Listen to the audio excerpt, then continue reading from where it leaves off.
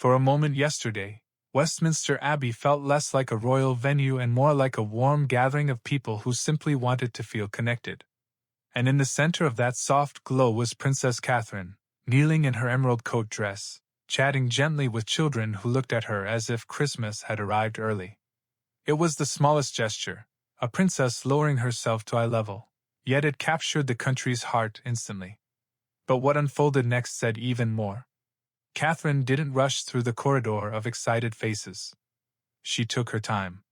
One child, then another, then a cluster of little ones leaning forward with wide eyes. She spoke to them like a mother, not a royal. Like someone who understood how meaningful a moment of attention can be. And this wasn't just for the cameras. She moved with an ease that felt deeply sincere. But the magic of the night didn't stop with the children. Because just a few steps away stood Stephen Frank, the Holocaust survivor she photographed in 2020 for the anniversary of liberation. Catherine walked straight to him, wrapped him in a warm embrace, and spoke with his family as if they had known each other for years. The room shifted around them. A simple hug turned into a reminder of why people connect so deeply with her. And that emotional wave only grew stronger.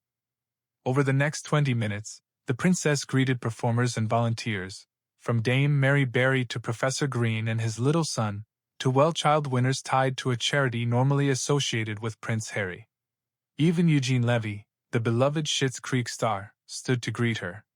The two exchanged smiles, a nod to the unexpected moment earlier this year when William appeared in Levy's travel series.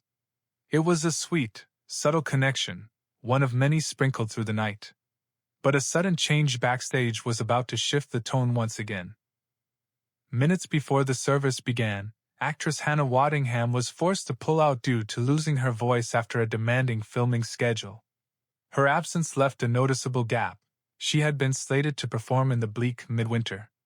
In her place, singer Zach Abel stepped forward for a last-minute rendition of Silent Night.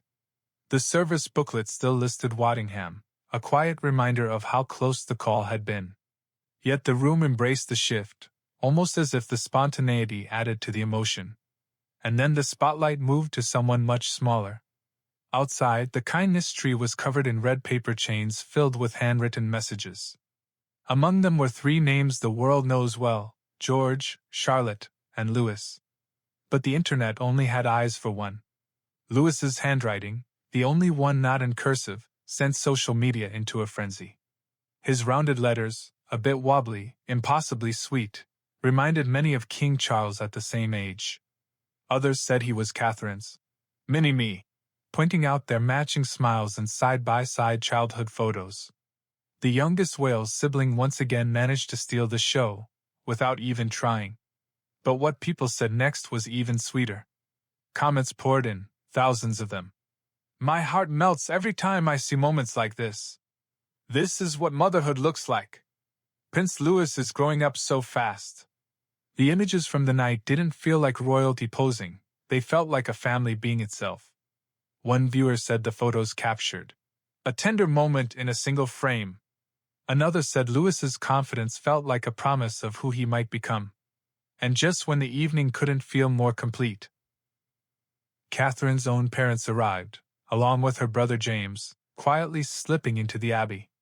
Their presence felt symbolic, a reminder that even in the grandeur of royal duty, family remains the grounding force behind everything she does.